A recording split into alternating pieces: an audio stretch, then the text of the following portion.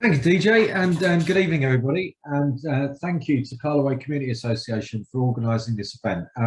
I should say from the outset, TIG is a community benefit society, which means everything we do is for the benefit of the Outer Hebrides.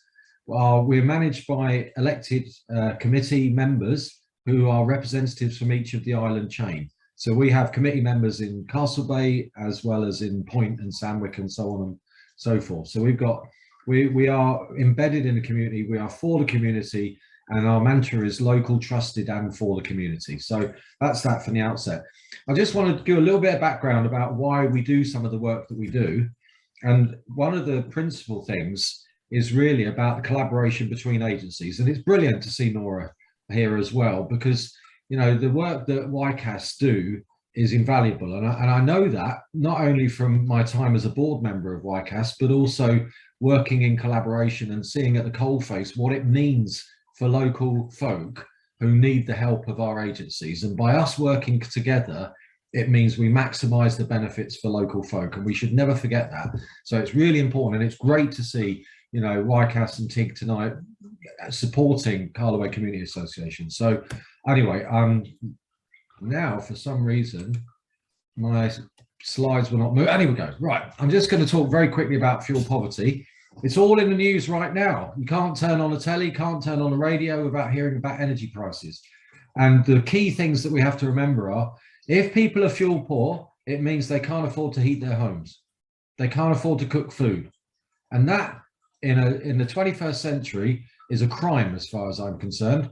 And we as a community should pull together to banish it.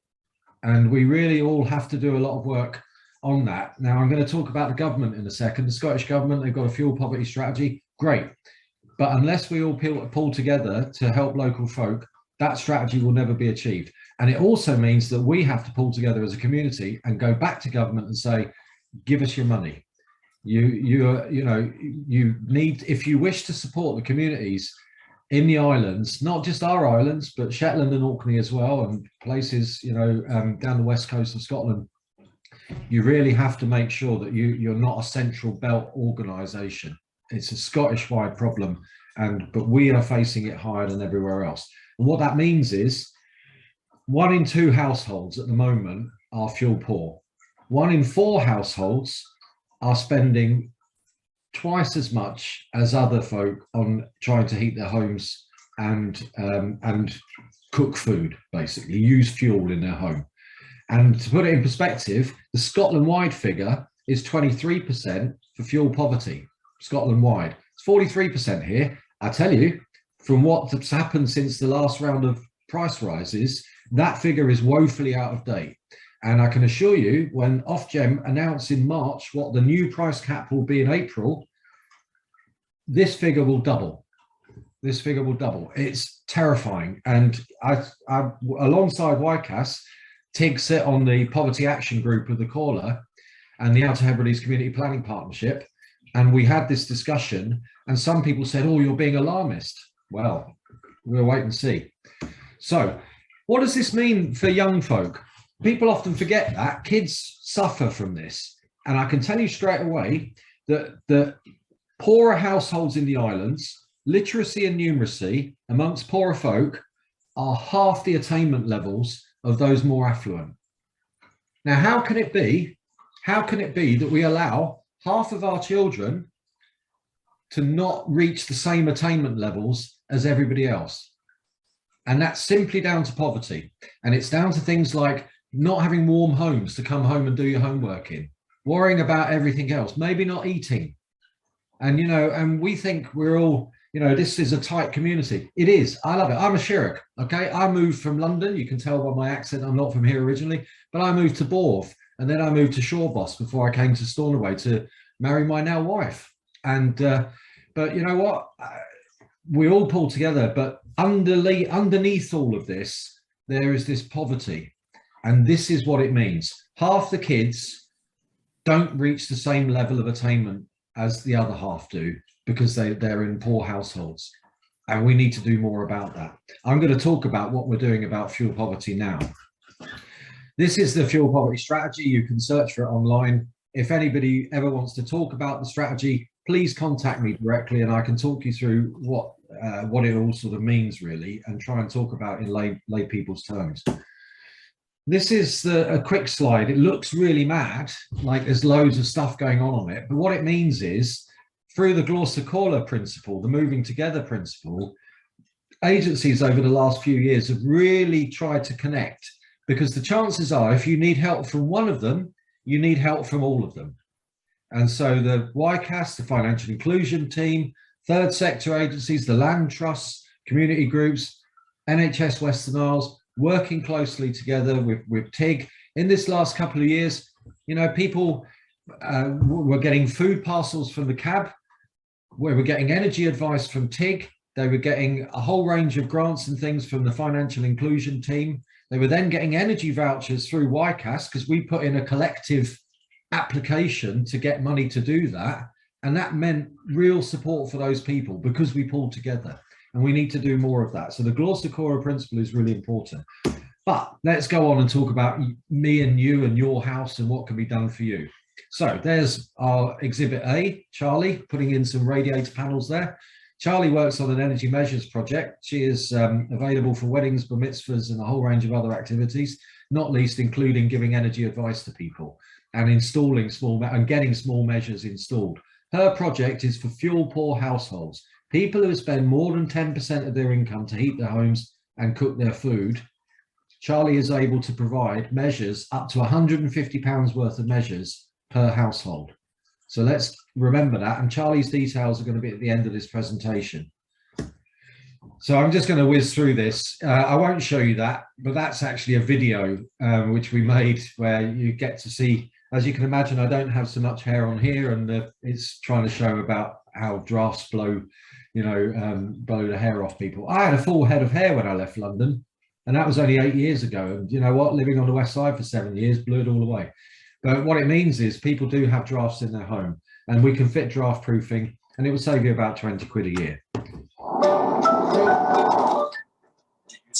Didn't mean to do that, but you may have recognised the voice there. If you know Sweeney, you'll have picked up his accent there. So the draft proofing there can save you money there, and that's my colleague Ian Murray, who goes and fits the sort of draft proofing in people's homes. We do oil boiler servicing. We'll also have a look when we come. Charlie will come and look at your storage heaters. If the storage heaters aren't working, we will look at either us trying to make arrangements to get you new storage heaters in, or the Scottish Government through the Warmer Home Scotland scheme. But the oil boiler servicing, Charlie can arrange that. So for those people who've got an old oil boiler that hasn't been serviced for donkey's years, she can arrange to get that serviced, and that means it will be more efficient and cut your oil bill for heating your home. LED lighting, savings up to £100. Quite a few people didn't use the old funny low energy light bulbs. You all know the ones I'm talking about. They look like a folded up fluorescent tube, because that's what they are, but they always poked out the bottom of lampshades and things, so people didn't like them. So loads of people still have incandescent bulbs in their home, and so we can change those over to LED. Loft insulation, and be amazed, some people still have no insulation in their lofts. They put down floorboards and things like that, so they can put stuff up but didn't actually put insulation in. So that's something that can be looked at there. We're not currently installing room and the roof and internal wall insulation, but that's only because there's a couple of issues relating to legislation. Once they get cleared up, then we'll be able to start really installing those. What we are doing is looking at taking names and getting surveys done, so that as soon as we can start putting them in, we will. And that's what internal wall insulation looks like on the inside. We literally put panels of insulation up on the walls. Future stuff, well, we got agreement from the Scottish Government and from the Energy Redress Fund. We'll be able to install only 7 of them in the islands, which doesn't sound very much, and it isn't, but it's a pilot. And we'll be able to install 3 kilowatt wind turbines in 7 households across the islands. And what they produce is about 8,000 kilowatts a year. So that means at today's prices, about £2,300. By April's prices next year, probably about £3,000 worth of energy. So that's going to be a real saving. And the idea behind that is to show that if households, particularly in places like the West Side, where, you know, there's a lot of detached houses, if we can put secondary generation measures, things like solar panels, wind turbines, and generate energy for the house, that can really take people out of fuel poverty.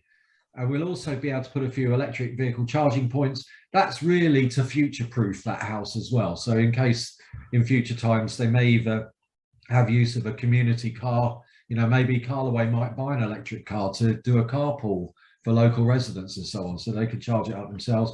But we are looking at heat pumps. We're looking at sun amp heat batteries, which store the potential for hot water. And so there's a whole range of stuff that's new that's coming out. Anyway, I better bang through. There's the usual sort of criteria for that sort of stuff, but the key one is fuel poverty for the smaller measures. For other ones, there's other things that need to be looked into, but the best thing you can possibly do is take down the smart survey address that I'm going to give you in a minute and just fill it in, because that's the passport to open up us being able to find out what we can do for you. Low cost home ownership. Christina McLeod is the contact point at TIG, Castellana, and that's TIG's phone number. We're all working from home at the moment. Just call the number, leave a message with your phone number, and we will ring you back. Just say you're calling about low cost home ownership, if that's what it is, and we'll ring you back. That's a house that's in Brisclitch at the moment, that's up for sale, for social sale rather, which means it's shared equity.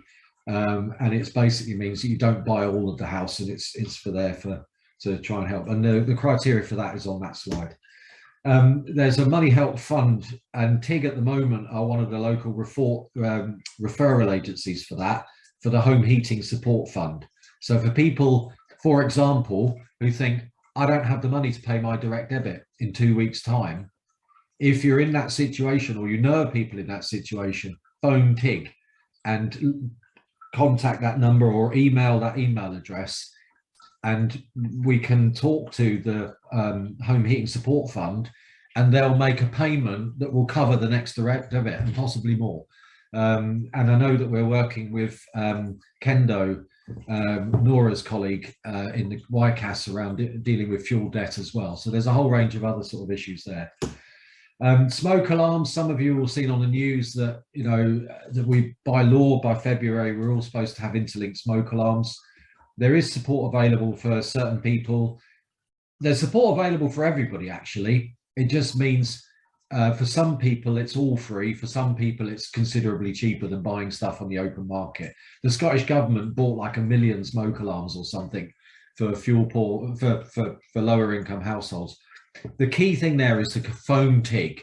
Okay, if you know people that haven't got fitted in interlinked smoke alarms, then phone TIG, leave a message and say, I'm ringing about smoke alarms, my name is, this is my phone number, and Mabel will get back in touch. Or if you have access to the internet, email mabel.mcclay@time.co.uk. That's Charlie's details. There's Charlie looking sunny there. I would say, I think she's in Lewis there, actually, not on the West Side, but she is available to help all the households in Lewis and Harris, you know, in fuel poverty. So anyone spending more than 10% of their income to heat or cook in their homes, or simply to use appliances, all energy use. The best thing you can do is get that smart survey address and get it out to everybody. If people fill that in, all they have to do is put their house type, where they live, who they are, what their circumstances are. And there's a bit about income, there's a bit about expenditure. Once you say your income is this and your expenditure is that, there's a fuel poverty test done. Is that more than 10% of that? If the answer is yes, you've got Charlie as your personal energy advisor for 2 years. And she will be able to keep in touch with you for 2 years to give you energy advice. But she can also organise the 150 quid's worth of small measures to go in, whatever's applicable to you in your home. That's why we ask you to fill in the survey. Mainly because of COVID, we've not been able to get out and go and see everybody, but we can start the ball rolling by people filling in that thing. So my big message tonight is there's stuff we can do, and if we can't do it, we're partners with other agencies who can, and we'll make sure that they can support you. And the best way you can get access to all of that is to fill this in And because Charlie does work with YCAS, she works with the financial inclusion team at the Caller.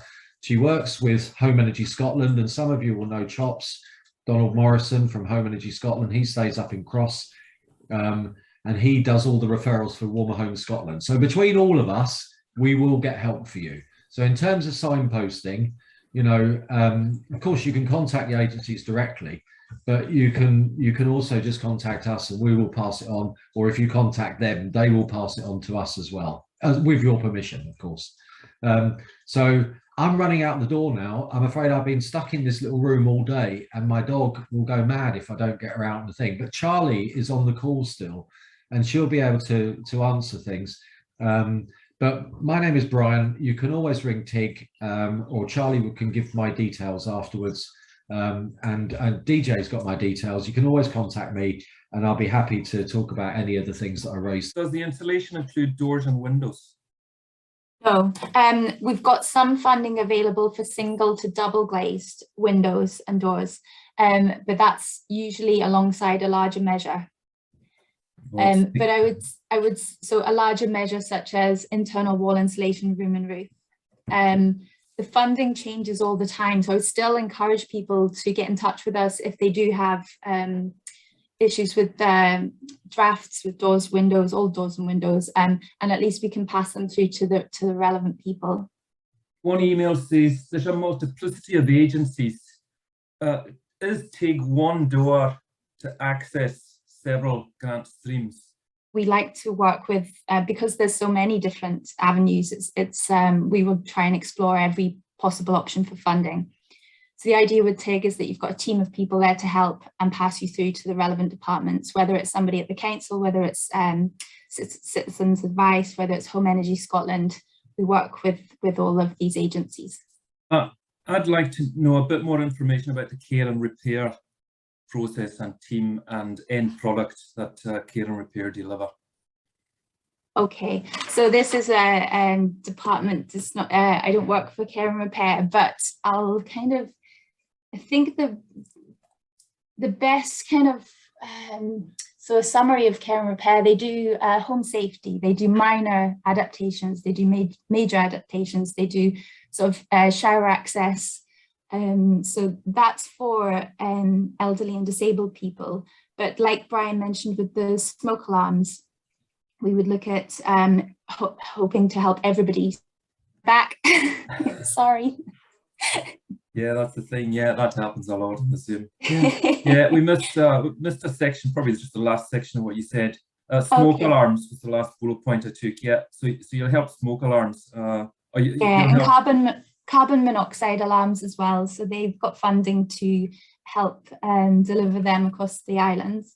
And we're hoping to help, we would help everybody, but it's not free for everybody, like Brian had mentioned previously.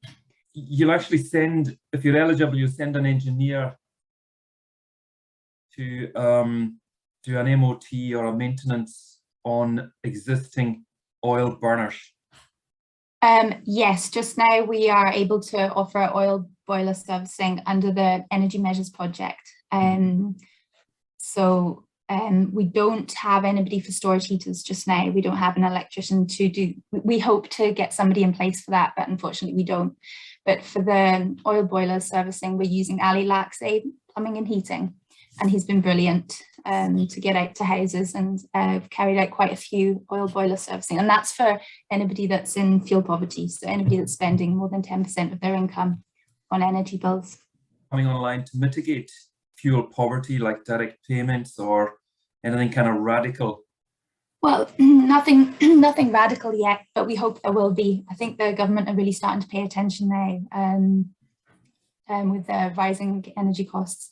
The Energy Advice team are brilliant. They've got vouchers that they're able to issue to some householders, especially with prepay meters. So if you have prepay meters, there were vouchers available.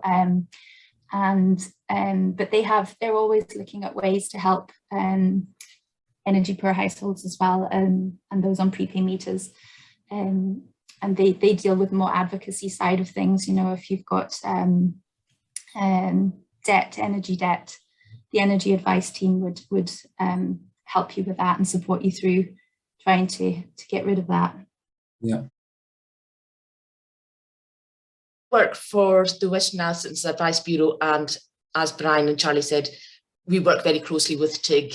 You know, if clients come to us and they've got a question which we think TIG are better placed to help them with, we will do a referral, and likewise TIG refer clients to us as well. So, you know, we do work hand in hand in order to benefit the clients, and it's very important that we have that working relationship for the community. So anyway, for tonight, anyway, I've been asked to speak about attendance allowance and pension credit. So I don't know, I've just got some slides I can share with you. I'll see if I can get this to work.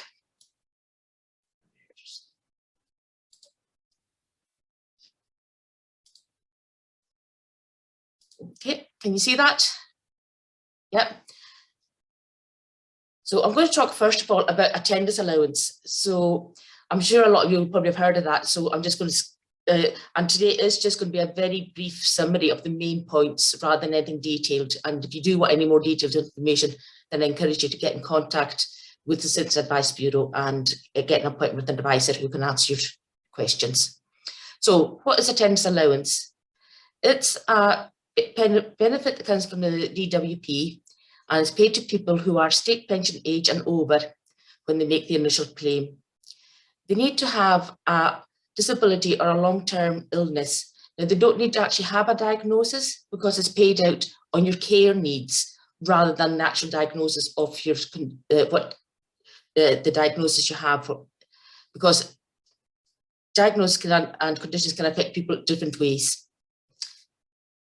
So you need to have had your care needs for a qualifying period of 6 months before you claim. So it's for long-term illnesses, and they expected for the condition and your care needs to continue for a further 6 months. And it's not a means tested benefit, so it's not, they don't assess your income, they don't look to see what capital you've got, and it's not based on your national insurance contributions either.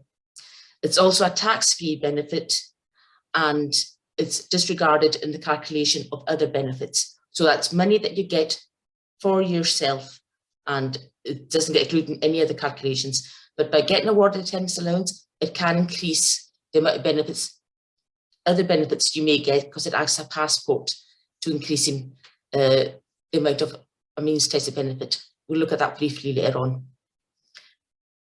There is no qualifying period if you're terminally ill. So if you are diagnosed with a terminal illness, you get fast tracked and you'll get your money. You'll be immediately put onto the highest rate, and you will get your first payment within a fortnight of making your claim. So what rates of attendance allowance can you get paid? There's a lower rate of £60 and a high rate of £89.60, and that's per week. The low rate, you'll get that amount if you need help or supervision during either the day or during the night. And you get the higher rate if you need help or supervision during both the day and night. So the amount of attendance allowance that you'll get will depend on the level of the difficulties you have, how much help or supervision that you need, and when you need the help or supervision.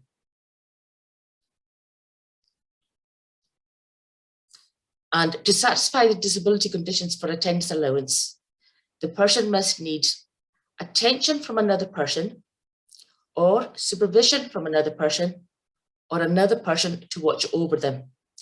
Now, it's very important to remember, this is based on your need for it, not your actual receipt of the care. We get a lot of people coming in here who think that because they can do something, like they might be living alone and think, well, you know, they can manage to self-care, they can get themselves out of bed in the morning, they can make themselves something to eat, they can have a shower, and bathe themselves. So they think, oh, well, I don't have a carer, I can do this. That's not necessarily true. You may still be entitled to attendance allowance because it's based on how your condition affects you and whether or not there is actually a need for you to get supervision or attention from another person, rather than you actually being in receipt of that supervision and attention or or somebody else doing it for you. So, for example, we might ask somebody, you know, can you get yourself up and dressed in the morning? Well, yes, I have to. I live alone. I said, yeah, but tell me about when you get up. How you feel? How do you manage to get out of bed? I said, well, I have to do it very slowly. I get out of breath. You know, I get dizzy. I have to lean on a bit on the bedside table. Okay, when you're getting dressed, well, I really struggle to put on like my lower items of clothing, my socks and shoes, trousers, or I can't lift my hands above, you know, to put my arms into sweaters and things like that. Or I have to take regular breaks because of the pain.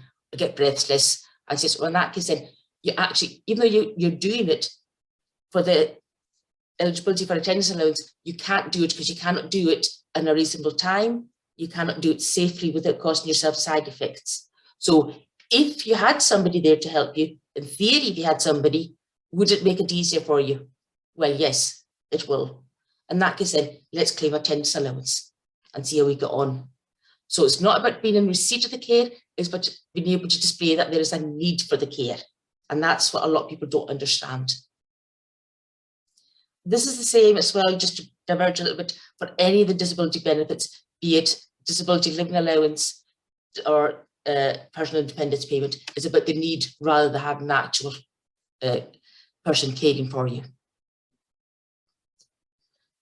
So the day condition is satisfied if a person is so severely disabled, either physically or mentally, that they require from another person frequent attention throughout the day in connection with bodily functions, or continual supervision throughout the day in order to avoid substantial danger to themselves or others. So attendance allowance is designed so it covers people with physical conditions or with mental health conditions.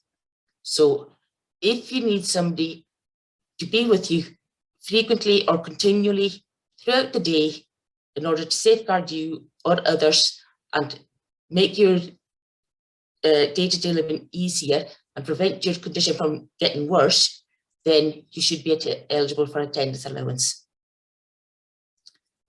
And that's for the day, which would be the low rate. Then looking at night time, it looks to see if during the night, if the person's got a condition that is, they are so severely disabled or mentally that at night time they require someone for prolonged or repeated attention in connection with bodily functions from another person, or another person to be awake for a prolonged period or at frequent intervals for the purpose of watching over them in order to avoid substantial danger to themselves or others. So thinking about, you know, if they have to get up frequently to the toilet, can they manage to get to the toilet safely at night? You know, are they in danger of falling, getting out of bed? You know, are they going to fall on the way to the toilet? You know, do they need help cleaning themselves after using the toilet? Can they get back into bed and, you know, and comfortably and get back to sleep? If they benefit from having somebody to help them get to the toilet and get them back settled into bed comfortably, or if they've got a mental impairment of some sort, you know, are they liable to get up during the night and maybe go for a wander and, you know, wander down to the kitchen and start cooking something, then wander off and leave the cooker on? You know, in that case, then yes, they need somebody to be awake with them during the night to watch over them in order to avoid substantial danger to themselves or others. So it's that sort of thing. It's if there's somebody has to be, so if you're awake, somebody has to be awake with you to safeguard you, or if you fall, to help you get up if you have a fall. So if you satisfy that condition, then and the day one, you would get the high rate. So we looked anyway at very basically, I mean, what, you know, and that's sort of things we would be asking questions if somebody sort of phones in and they're saying, oh, I've heard about attendance allowance, do you think I'll be eligible? That's the sort of things we'd ask them. There's other eligibility criteria to do with residency within the UK and things, and, you know, other eligibility checks which would also be made, but that's the basics, you know, sort of to see whether or not there's a worthwhile putting in an attendance allowance claim. So we've looked, the clients approached us, or the clients read online, or they want to think about claiming attendance allowance, and they think that yes, there is a need for somebody to be with them, either to supervise them or to help them in some way with their daily living and with their nighttime needs. So they decide that they want to make a claim. So the best way to make the claim is to phone the attendance allowance helpline. Now, you don't have to phone for yourself. You can get somebody, a family member or citizens advice. You can get anybody to phone for you. The only information that they'll take on the phone call really is they just want your name and address and confirm that you are over 65. That's or over state pension age, I should say. The benefit of doing it by phone is when you phone, they will send you out a claim form.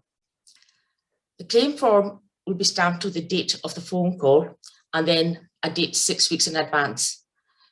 If you return that claim form within the 6 weeks, your claim will be backdated to the date you made the phone call requesting the form, so you could get a backdated sum of money.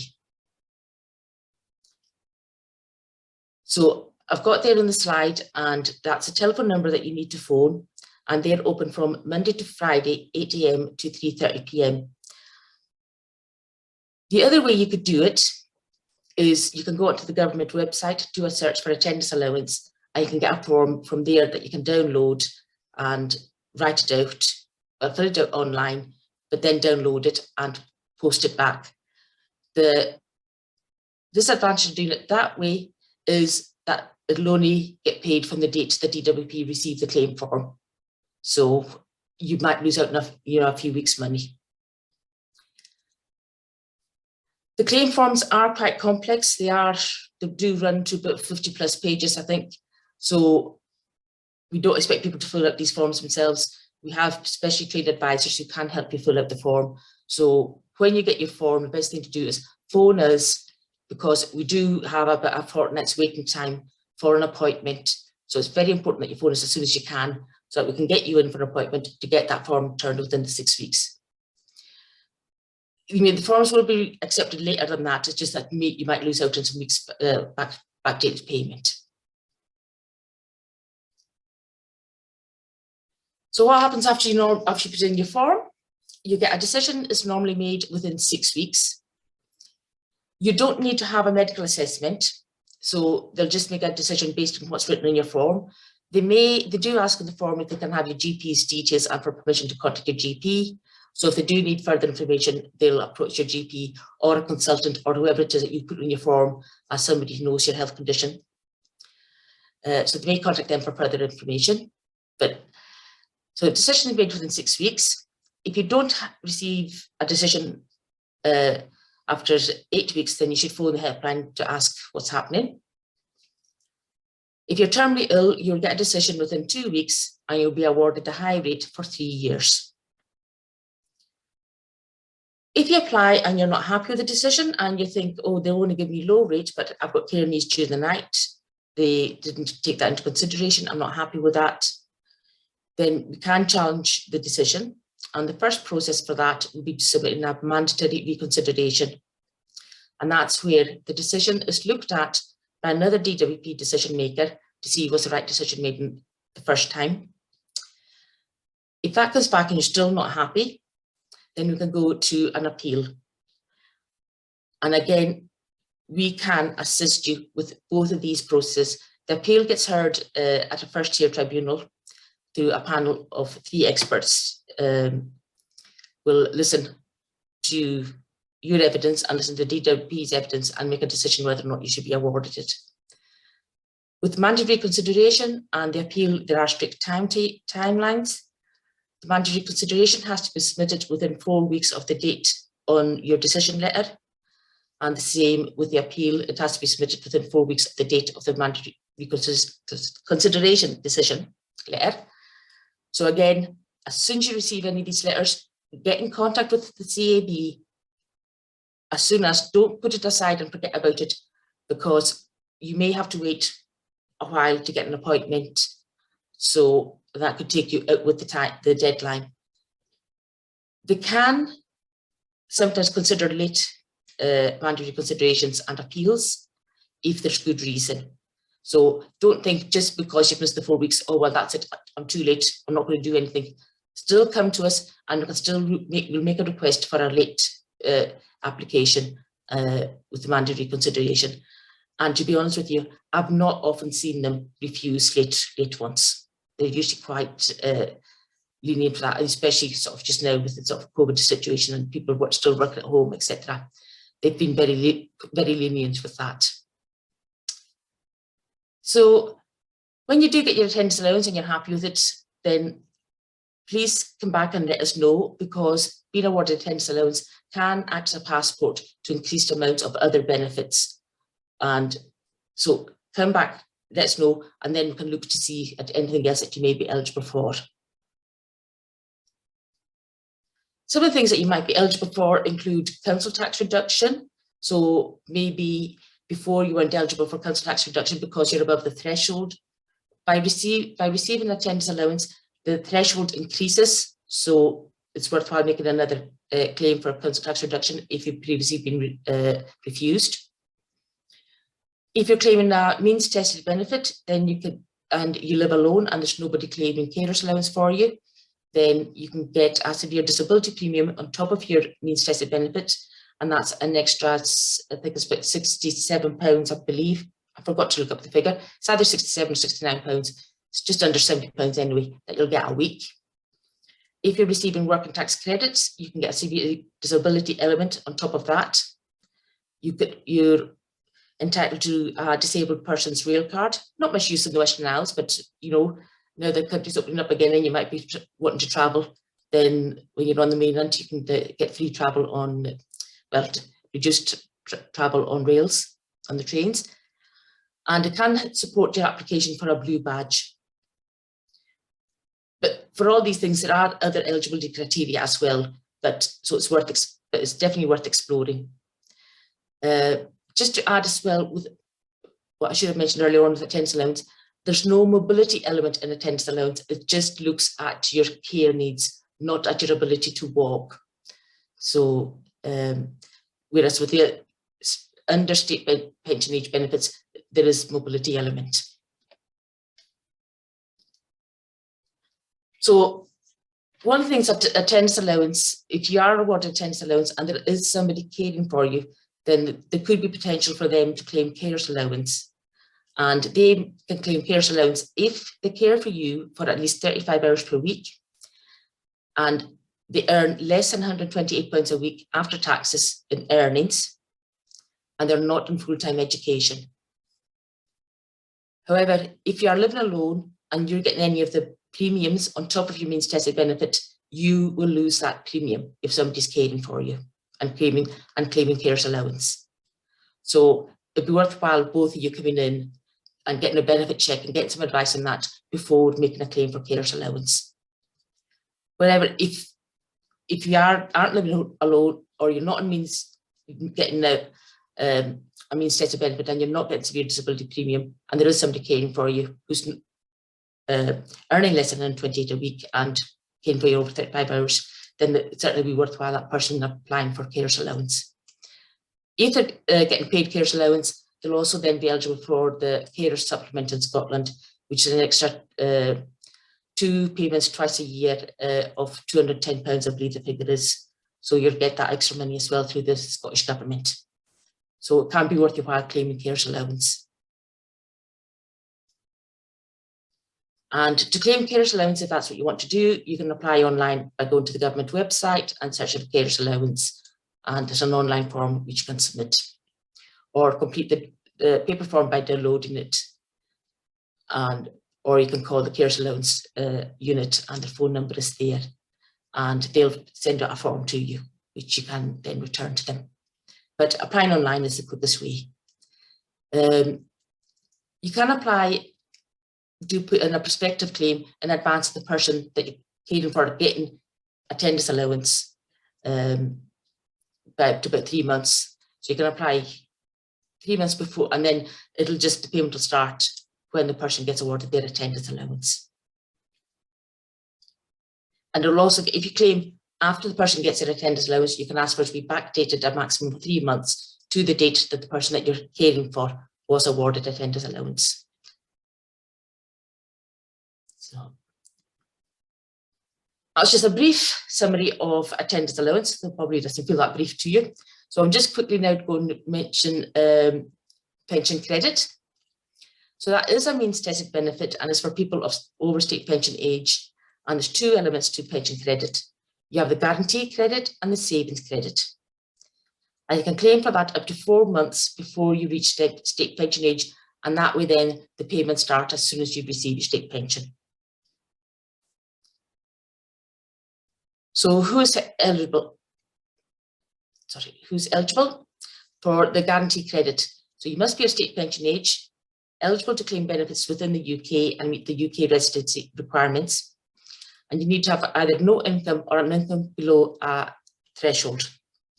So that is, if you're a single person, you have a standard minimum guarantee of £177.10, or a standard minimum guarantee if you're a couple of £270.30. So that income, that's made up usually of your state pension, if you've got an occupational pension, and any other income that you have. Bear in mind that your disability benefit, your attendance allowance will be disregarded. So that's any earned income. Will all be added together. If it comes to, and you're a single person, if it comes to more than £177.10, you wouldn't get pension credit. If you added them together and it came to £150, then you get £27 of pension credit to bring you up to that state minimum guarantee. And the same applies for that, but with a couple rate. So it just tops up your income to that state standard minimum guarantee.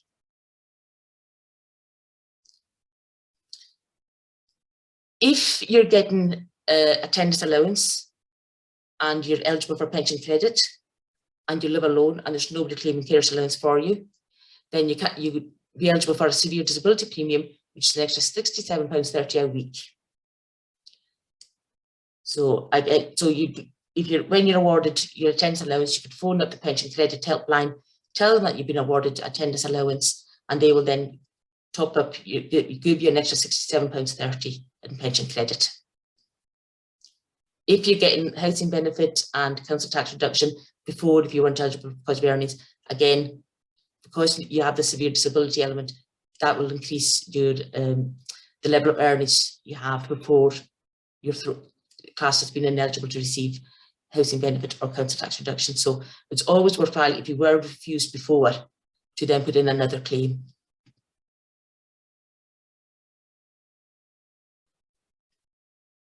If you're providing care for another adult, you can also get an extra £37.70 on your pension credit guarantee if you're also claiming carers allowance. And you can get it if you've made a claim for carers allowance, but you're not actually getting paid for it because you're already getting another benefit to paying a higher amount. So that's what we call, you've got an underlying entitlement to carers allowance, but you're not actually getting any carers allowance. Then you would get this £37.70 on top of your pension credit guarantee as well. So if you and your partner are both claimed and getting carers allowance, then you can both get this extra amount on your pension credit. Again, if you haven't quite fully understood that, please feel free to get back in contact and we can explain that in a bit more depth to you. A new recent change to pension credit for mixed age couples. So that's where one person is over state pension age and the other is under state pension age. It used to be that you could claim, the person over state pension age could claim pension credit and the person under state pension age would claim, if they're eligible for any benefits, would claim whatever benefits that was. However, the last couple of years, the government changed the rules on that. So that now if you are a mixed age couple, you cannot claim pension credit until you're both of state pension age. So therefore, if you need to claim benefits and if you want help with your rent or anything like that, you'd have to claim universal credit.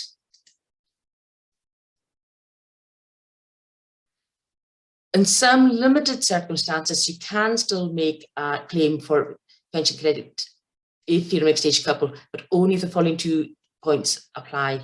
That both of you reach state pension age before the 15th of May 2019 and you're receiving housing benefit with this while you're in a relationship with the same partner since the 15th of May 2019. Otherwise, it will be universal credit that you'd have to claim. And that's bad news because the universal credit payments are less than the payments you're getting under pension credit. So a lot of mixed age couples are now going to be worse off than they would have been prior to this to universal credit being introduced.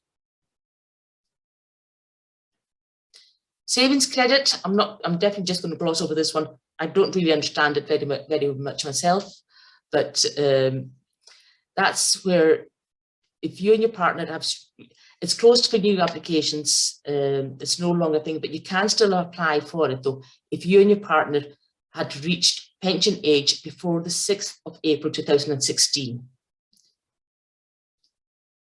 And you had income between certain levels.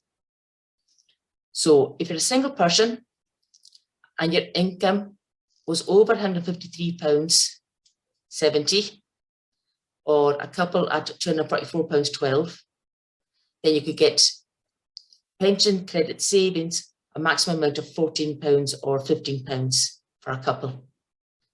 If your earnings were less, or your weekly income was less than these figures, then you weren't entitled to savings credit. It can be quite complicated to work out, so there are benefits. Pension credit calculator, which is an excellent one on the government website. That you can just do a Google search for pension credit calculator, put in your personal circumstances, your income exactly, and it'll tell you whether or not you're going to be eligible to pension credit and how much guarantee and how much, and if you're going to be eligible for the savings element as well. So for both elements of pension credit, there's capital limits. So that's how much savings and capital is any property that you own other than the house that you're living in. So if you've got capital savings, investments, anything less than £10,000, then that is totally ignored. If you've got capital limit of over £10,000, then they will reduce your pension credit by £1 a week for every £500 you have over the 10,000. There's no upper limit to the amount of savings you can have. So making the claim, if you're part of a couple, one of you will make the claim on behalf of yourself and your partner. And when you make the claim, the pension service will assess your eligibility for both elements. You can claim for yourself and any children that you're responsible for. If you are a member of a couple where one or both of you are living permanently in a care home, you'll need to claim pension credit as a single person, unless you're living together in the same care home. If you're a member of a couple where one or both of you are living temporarily in a care home, you'll need to claim pension credit as a couple. Again, if you're not sure about that, please get in contact with us. How to claim? The best way is to claim by telephone. And I know a lot of people are quite nervous about phoning the DWP, but I can reassure you that the pension credit helpline staff are very, very obliging. We've never encountered any issue with them as a CAB. And the bonus of phoning is that you can usually get a decision there and then on the day, and they'll put the first payment into payment there and then while you're on the phone. If there is anything you need any further information, then they'll talk you through what information there is that you need, and still your benefit will then, when it is put into payment, will be backdated to the date that you made the phone call. If necessary and you need help with making the claim and you're unable to come into CAB and for us to help you, then you can, when you phone the helpline, ask for a home visit, as DWP have got visiting officers who can make a home visit to vulnerable claimants when required. Of course, that's COVID regulations dependent. And the pension credit claim line number is on there, so you can make a note of that when you sort of see the slides. It's 0800 99 123, and the opening hours are there as well. If you don't want to make a phone call, you're unable to make a phone call, and you've got access to the internet, you can go online to the government website.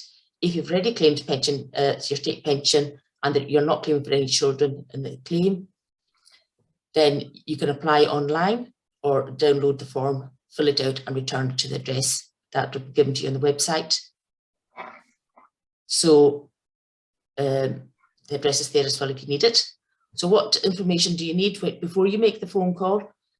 You're going to need to know your national insurance number for yourself and your partner. information about any savings, income and investments that you have, so they need to know who they're with and the value of them. And information about your income, savings and investments on the date you want to backdate your application to. So you can normally backdate it 3 months or to the date that you reach state pension age. And they want to know your bank account details because obviously they need to know where to pay your money. Again, if you think that they've calculated incorrectly and they're not giving you the right amount, then same as for attendance allowance, you can demand a reconsideration and then go to appeal. Again, you've got the 4-week time limit for submitting, so get in contact with us as soon as possible. When claiming pension credit as well, it's very, very important that you do report any changes to your personal and financial circumstances to the pension credit helpline.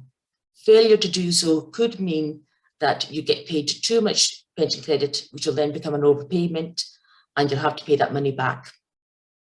So if in doubt about whether or not something needs reporting, we always say err on the side of caution, report it anyway, and if it's not going to affect your benefits, so what? But if it is going to affect your benefits, you could either be entitled to more money or you're getting or less, but it's just to avoid getting an overpayment and a large bill at some point in the future.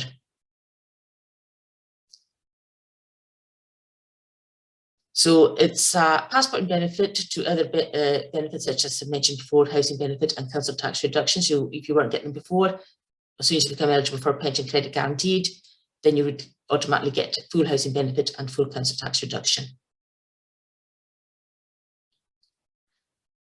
If you're caring, you also entitles you to, if you're caring for a young child, to the Best Start grant and Scottish Child Payment. You're eligible then as well to get support through the Scottish Funeral Support Payment, a cold weather payment, winter fuel payment, and also the Warm Home Discount Scheme. Again, there's other qualifying criteria for all these other ones, which you would go through at the point of making the claim. We would advise you on that. And also if you're over 75, you get a free TV licence. And I know that for a lot of the schemes that TIG and a lot of the funding that TIG do, one of the qualifying criteria is that you have to be in receipt of pension credit for a lot of these grants through TIG. And pension credit is one of the means tested benefits that they are looking for people to be on. You also get help with NHS costs and treatment. And if you want further help, then please feel free to contact your local CAB. We've got offices in Benbecula, Barra, Harris and Lewis. You can contact us on our phone number 01851 705727, or you can email. It's bureau@lewiscab.castleline.org.uk to make an appointment. You can make an appointment there. And there's also some other websites there that with some useful information as well. So I think that's everything. So if anybody ever got any questions or anything that they want to know about, feel free to get in contact with us at Lewis Cab, and either myself or one of my colleagues will get back to you as soon as we can. Okay, thank you very much for listening.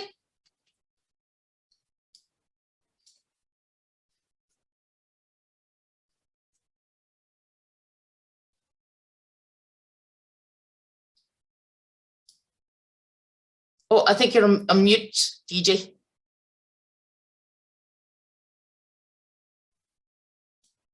I have a couple of emailed questions Yep. from people who couldn't connect in tonight. Do I get attendance allowance if I already have home care currently? Do you have home carers visiting twice a day? We'd have to look at that because it depends how the home carers are getting funded. But I would say that the person to contact, yes, they probably would, yes. Yes, I think, but to contact us just to make sure, because we'd look at their own individual circumstances. To contact you and Citizens Advice Bureau? Yeah, they can contact Citizens Advice Bureau, yeah. Okay. Are any of these underclaimed? Yes, definitely. The pension credit and the attendance allowance are drastically underclaimed. That I don't know the figures off the top of my head. I didn't research the figures, but they are underclaimed. All the benefits in the UK are actually underclaimed, despite what some elements of the media might let you think. Mm-hmm.